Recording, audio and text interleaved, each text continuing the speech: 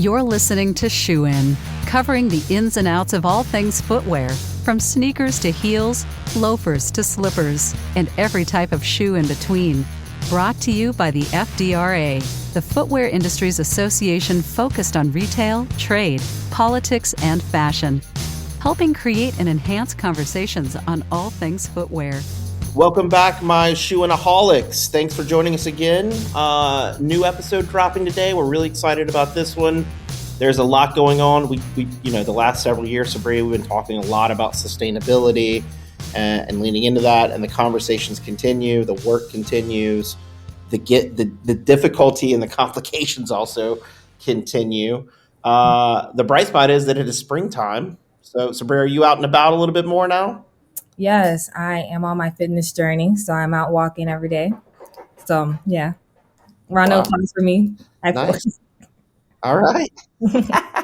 Awesome. Me too. It's nice to get out and have a little bit of sun on the face.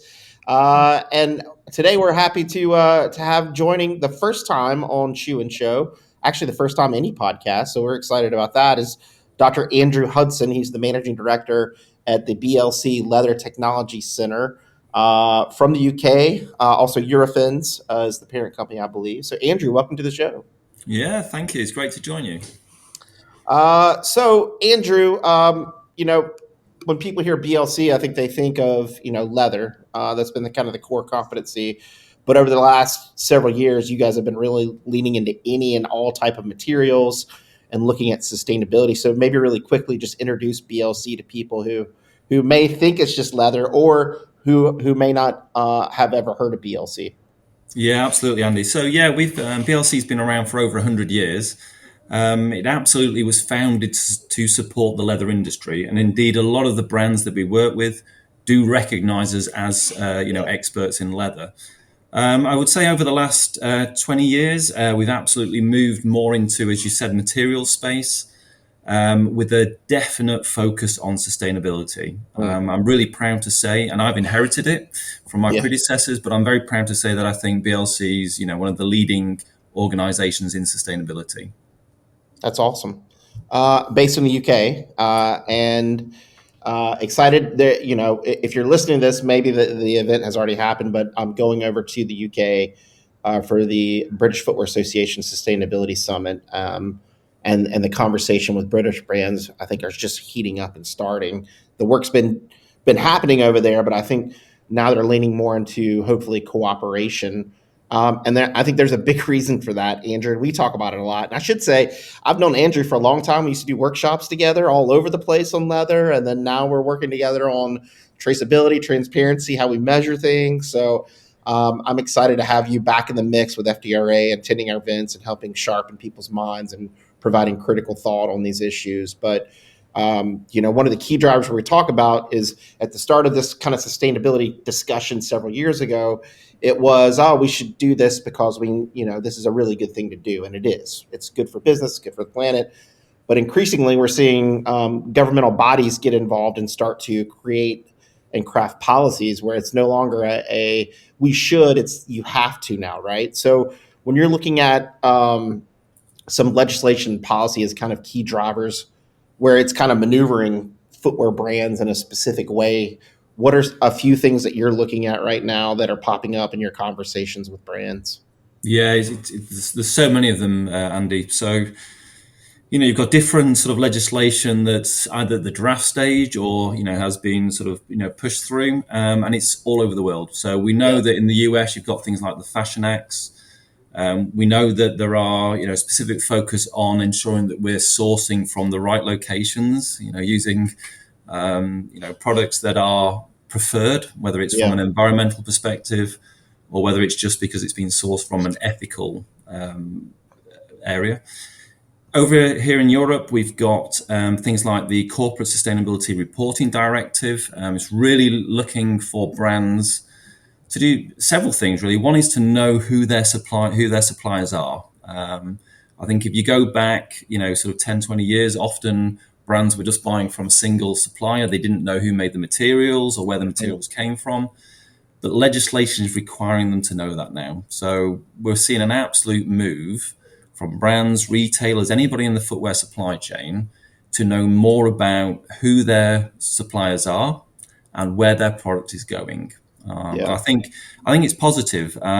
Just because it's legislation, just because brands have to do it, it doesn't make it any less relevant. I think if you go back, certainly to the recession that we had sort of in 2007, 2008, sustainability was one of the first costs that brands looked to save. It was clear that it was the right thing to do, but when times are tough, it's one of the first things to be dropped.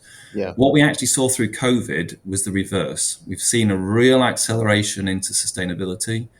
And that is not just because it's legislation driven. And I think I really want to say that the industry has been doing the right thing, or trying to do the right thing, for many years.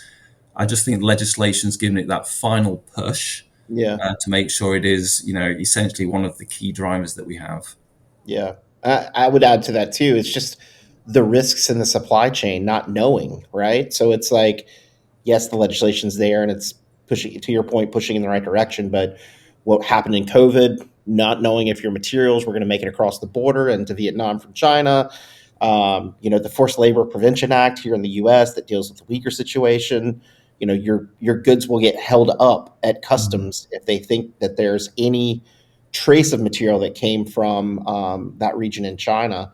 So you have those things, but ultimately it is like kind of a risk mitigation tool in your supply chain, where you look and you say, oh, we're over reliant here, or things are a little fuzzy here. I mean, also, like Andrew, like you can't even get to your costs if you don't know where the materials are coming from. So it's both in terms of optimization, but also, again, we're starting to look where people are going back to the raw material extraction phase. And I know you guys have done a lot of risk mitigation through supply chain mapping. Is that something that is still like very popular with some of the brands you work with? Is some of the tools that you have for that? Yeah, I'd say it's one of the most popular services that we have.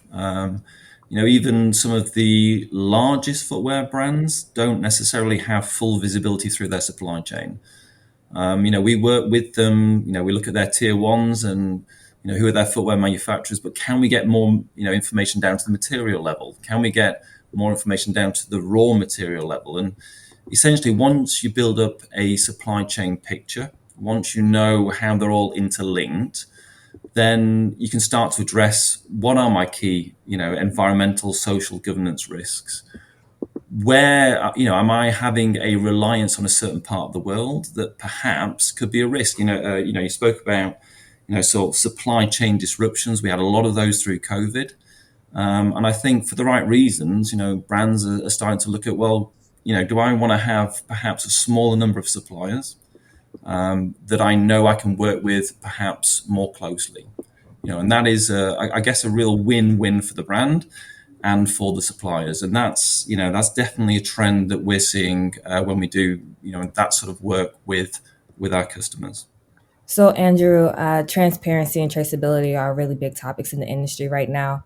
Could you speak more on that and why these companies are being pushed to be more open and honest about their materials and suppliers and so forth and so on?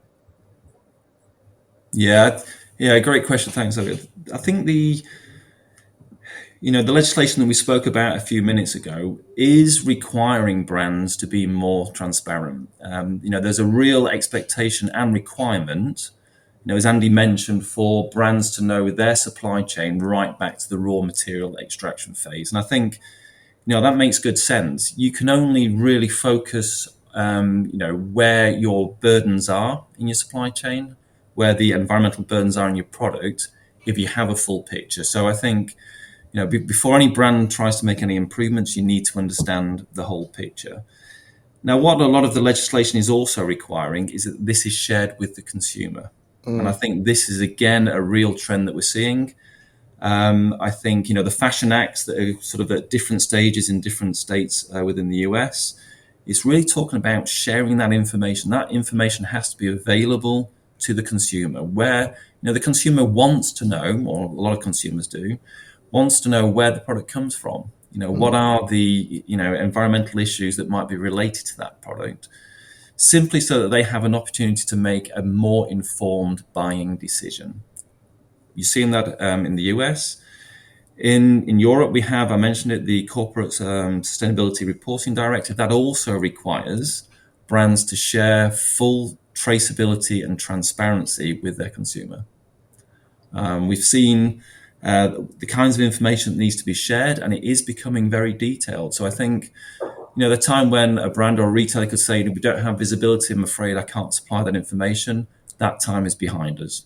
Brands, for that reason alone, are getting to know more about where their suppliers are coming from. Yeah. Sabria, I mean, when you're shopping, do you see more of the sustainability information Yeah. and the descriptions of things? Do you see that more and more? Yeah, I've been seeing more like ethically sourced tags on clothing nowadays. So I don't know if that means anything, but Yeah. yeah. Well, I think that's the problem, right? It's like, how do we educate the consumer about that? And then how much information needs to be there? And then is it verified information? I think that's the other thing, Andrew, that we get into. It's like Yeah. people are making claims, and how do we make sure that it's not greenwashing or confusing people or misleading?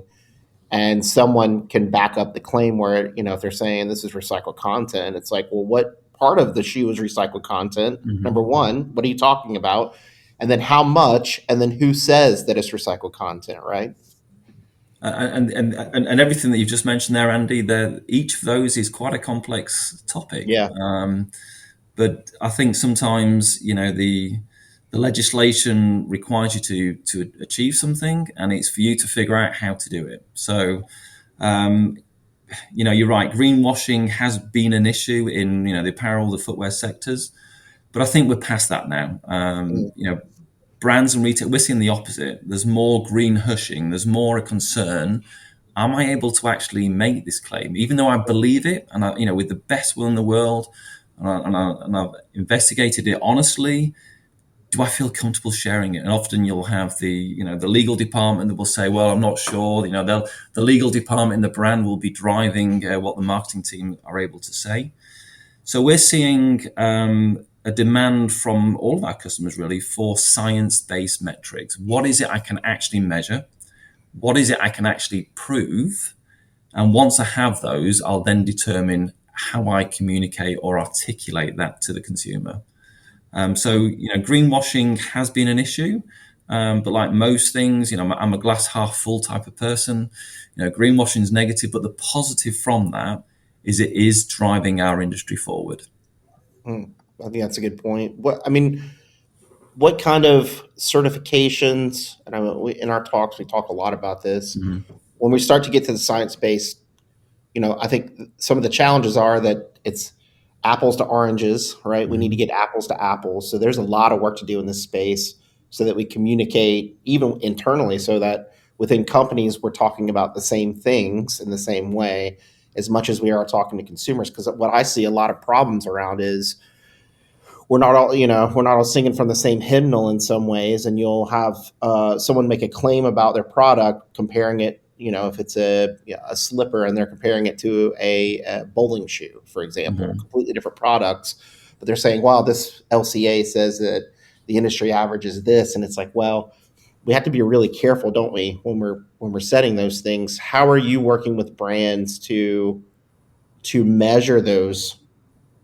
impacts and the footprint scientifically? What have you been working on to help folks with that?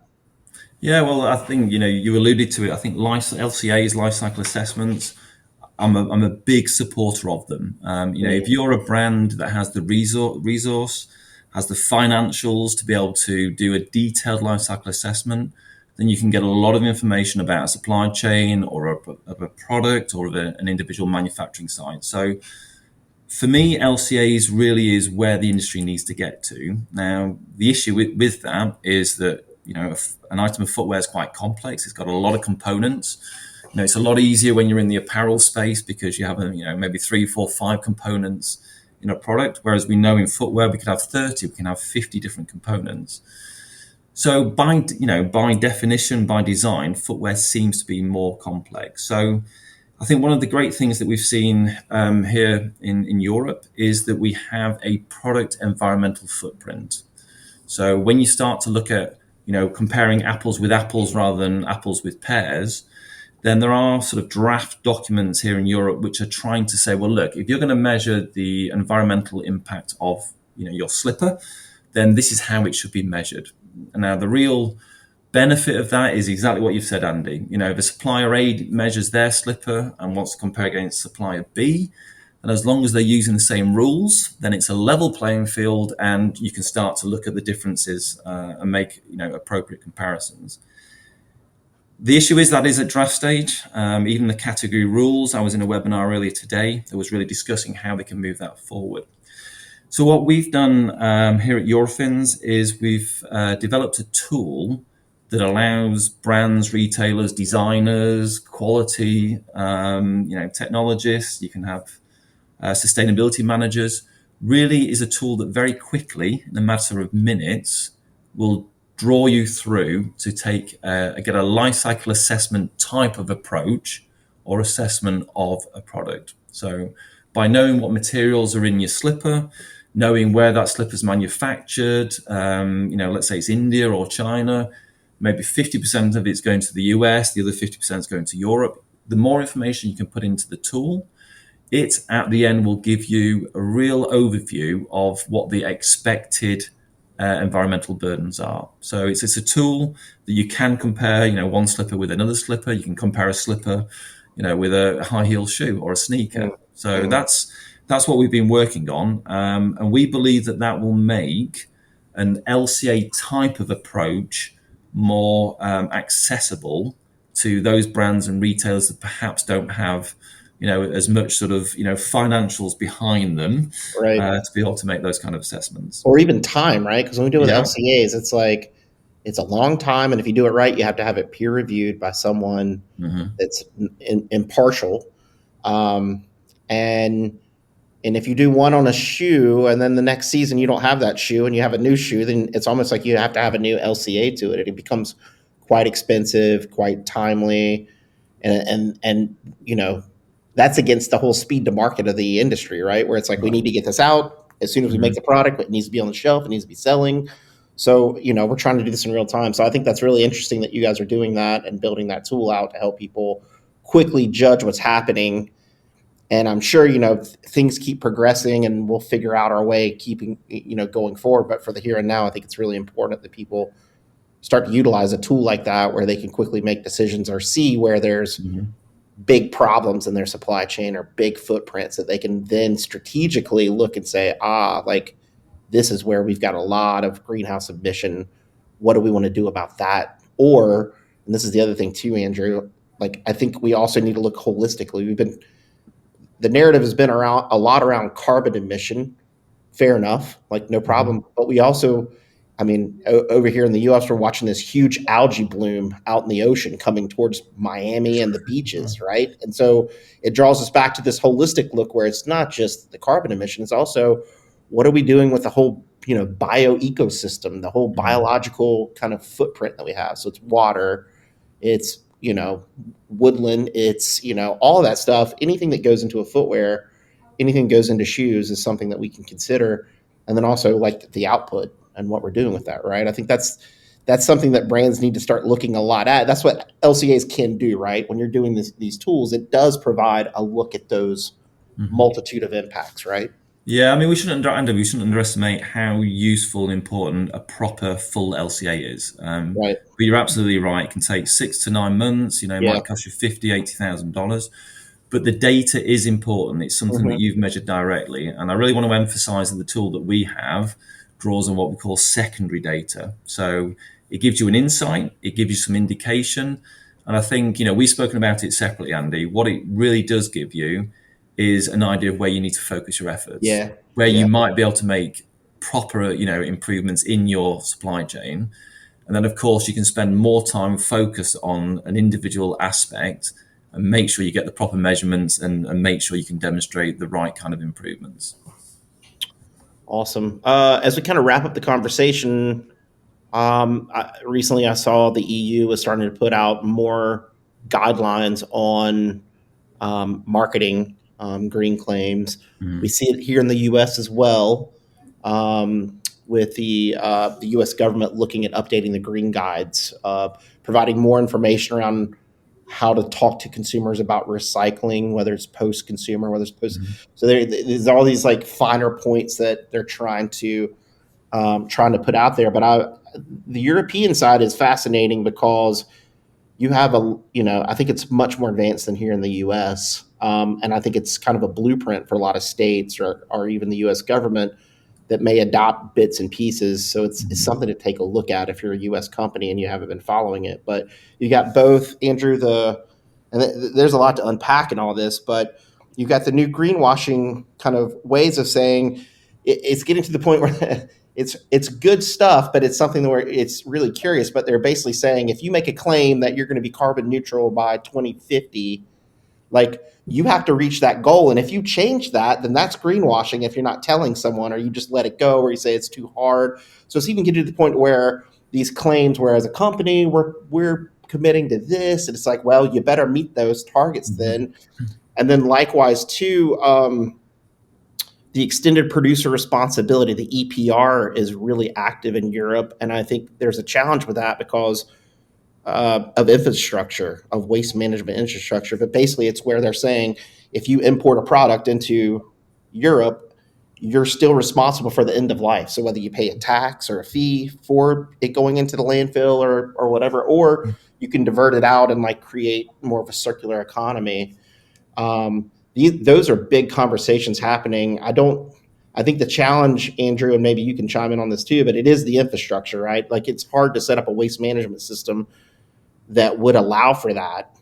Equally, you were talking about the like a digital passport in essence in Europe that we might see here too, where you have all that information at your fingertips, where you scan a QR code and you get the whole like download, right? So, what's the timeline, do you think, for that kind of stuff for them to? I mean, it's one thing to legislate it; it's another for it to actually work. Yeah, I mean, I think I guess they're two separate aspects. So I think things like the digital product passport, that really is designed to help the consumer make a more informed choice. That's to show where the materials have come from. We've spoken about traceability. It's supposed to demonstrate, compliance to whatever, legislation or regulations are relevant to that product. It'll define what materials in that product might be recycled or indeed recyclable. So I think that really is all about a consumer being able to make a more informed decision. When we look at the extended, producer responsibility, for me that is complex. If you look in France, we know there's already the law that requires that already in the French format of it, where there is, it's an anti-waste regulation. But I think when you start looking at what happens at a product at the end of its life, the issue that we have is in each country, and you probably have the same in the US, in different states, there are different ways of dealing with waste. And you as the producer have to ensure that you've defined and assessed how that product can be disposed of in individual countries. Now, I'm no expert on how it's done in France or in Germany or indeed in the UK, but I'm willing to bet that there are some, significant differences between the three countries. So it's a great idea. We understand why it's needed, but the complexity, the devil is always in the detail. Yeah, indeed. That is true. And I think, the digital passport is interesting because you've had brands trying to work on this for a long time, right? And Sabria can talk to this too, because there's always QR codes on something. There's always more information. Sabria, from your standpoint, when you think about that as a consumer walking into a store, being able to scan something and get more product information, is that useful, or do you think it's like overload when you're trying to look at something? I think it's useful. Just being able to kind of have that information on hand, and not having to, find someone in the store. You can kind of just pull it up, and you can also look up the information at home as well. So I think it's useful. I think it's great. Yeah. Yeah. And the other thing too is I think we can do a lot more is just leaning into educating consumers about donations for end of life to places like Souls for Souls, Sneaker Impact, Sneaker Recycle, secondhand, stores, until we can actually get that infrastructure up and running where we can actually at the end of its life, when it's had its full use, grind it up and put it in something else. So I think, I still see people people try to do the right thing and donate as much as they can, but things still end up in the landfill. So, that's the other thing. And that is another impact that we have to look at too when we're looking at these things. And I would say, Andrew, as we wrap up, none of this stuff is easy. No. None of this stuff is easy, but I think part of what you guys do really well at BLC is to take a critical look at product categories and say, what is your category? Where is your supply chain? What do you want to accomplish? Have you mapped out things? So it's almost like you guys are guiding people through. It's like, here's your checklist, right? Like, have you got all this stuff aligned? Have you got your data set? And then there's those aha moments, I think, that are really meaningful, where it's like, wow, this is our big area of risk and our big area of footprint. And then it's like, okay, how do we build something around that, right? Is that your conversations or your thoughts when you deal with different brands? Yeah, and the one thing that never ceases to amaze me is you can have what you think ostensibly are two similar brands. You do a similar assessment for each brand, and you get completely different answers. Yeah, You get completely different risks. And I think, that leads us on to a discussion again, Andy, that we've had, separately, is that there's no one size fits all approach. As a brand, you have to look at it, what your individual situation is, and often don't guess. Don't guess what the risks might be. Don't fear trying to identify what they are. Don't fear the unknown. It's once you start working through, what we find, and the real takeaway that we have, is that once you start gathering more data, gathering more information, actually things become clearer. It becomes clearer where you need to focus your efforts. It becomes more evident what the individual risks might be. And again, I'm a glass half full individual. A risk is an opportunity. It genuinely is. And it's those opportunities that help drive, the individual brands, approach forward. It allows the brands to really, get rid of, some of the risks they might have, and we are in the industry of risk mitigation. That's what we're all here to do. We're all here to help the supply chain. And I think we all do in our own unique and individual ways. Awesome. Well, Andrew, I appreciate you joining us. Hopefully, for your first podcast, how was it? Okay? Yeah? You have a good time?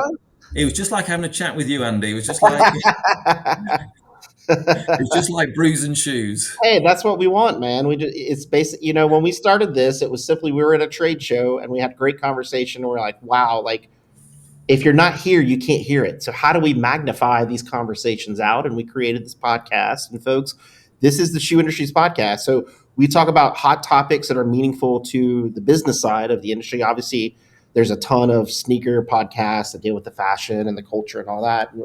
Our niche really is the business side. Like, how do we make dollars and cents out of what someone's doing, a new idea or a new model that we can look at, or just our existing models? How can we make better shoes in a better way with more value and increase profit and create jobs? So we appreciate everybody listening today. Again, Dr. Hudson, if you want to reach out to him and continue conversations like this, I encourage you to do so. You can contact us at FDRA and I can put you in contact with him. But I think chats like this are very meaningful as we find our way through. And there's still a lot of darkness when we're dealing with supply chains and dealing with sustainability. And we're all, so we're just trying to hold up a lantern a little bit higher and give us, a few steps forward at a time. But it will require everyone working together, because if you go alone, it's going to cost you a lot of money and you may end up in a hole somewhere than if you went in with other brands, work together, lowered the cost, and increased success. So as we keep talking about these things, we keep holding events and calls and webinars, make sure you're joining and listening, because there's always these nuggets that you can grab and plug into your programs or think a little bit differently. And we appreciate BLC support of FDRA sustainability programs and events and things like that. So with that, hopefully everybody is having a great springtime with some sun on their face. Hopefully you got some vacations planned out there, but keep listening to Shoe In. You can listen to it on the plane as you fly to a nice sunny place. And our full catalog is on shoeinshow.com, so you can go back and listen to all these episodes. But again, thanks for listening. And on behalf of myself, Sabria, and Andrew, Shoe In is out. Shoe In has been brought to you by the FDRA, the Footwear Industries Association focused on retail, trade, politics, and fashion, helping create and enhance conversations on all things footwear. For information about FDRA, visit fdra.org.